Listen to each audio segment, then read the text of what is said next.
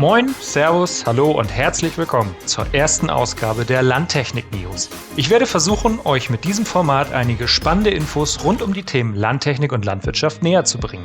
Neue Traktoren und Maschinen, Herstellerinformationen und Branchenberichte werden eine bunte Mischung ergeben, die euch hoffentlich gefallen wird. Der Fokus liegt natürlich auf Deutschland und Europa, einige Abstecher nach Übersee will ich aber nicht ausschließen. Themenwünsche dürft ihr natürlich sehr gerne in die Kommentare schreiben und damit los geht's!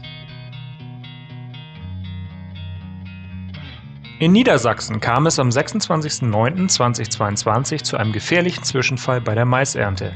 Unbekannte befestigten auf einer Maisfläche in der Straße Spredaer Mühle große Schrauben mit Kabelbindern an Maispflanzen.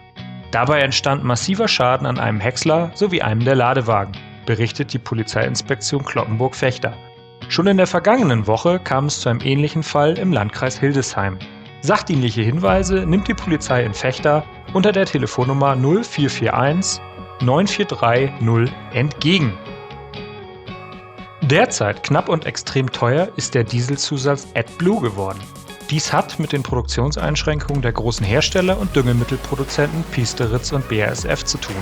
Die Preise an den deutschen Tankstellen liegen in dieser Woche für Pkw AdBlue zwischen 1,60 € und 1,85 € je Liter. Für Lkw AdBlue zwischen 1,50 € und 1,80 € je Liter.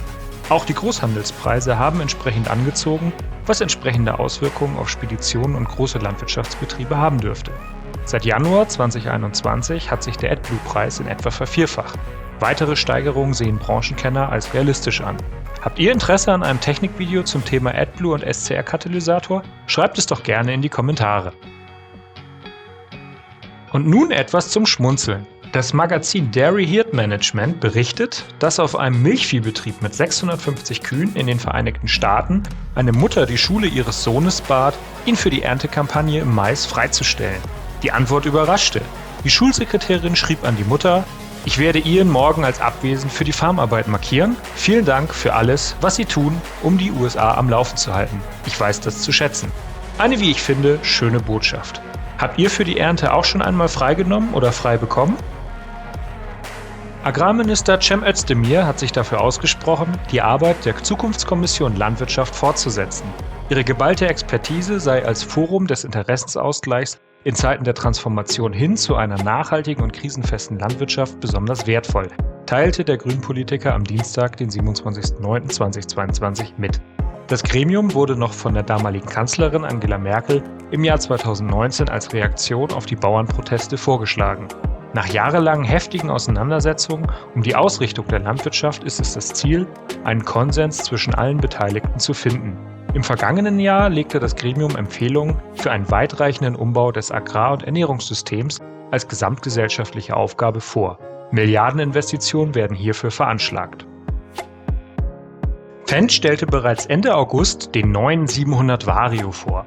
Die 7. Generation der erfolgreichen 700er Baureihe ergänzt die aktuelle 6. Generation und erweitert die Baureihe nach oben.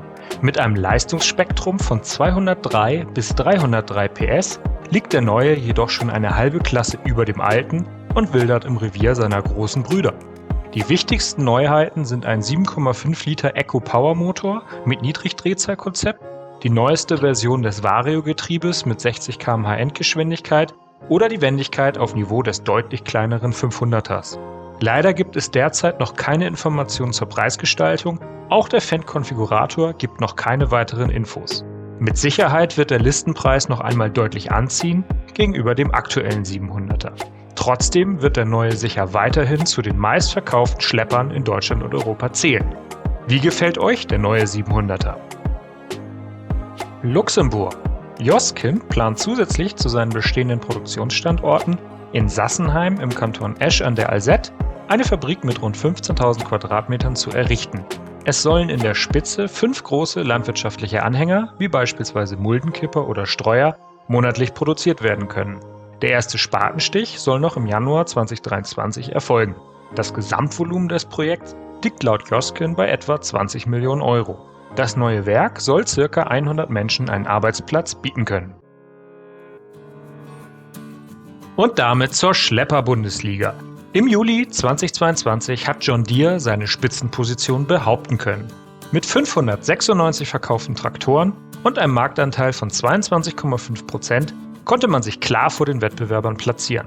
Auf Platz 2 folgt Fendt mit 411 verkauften Schleppern.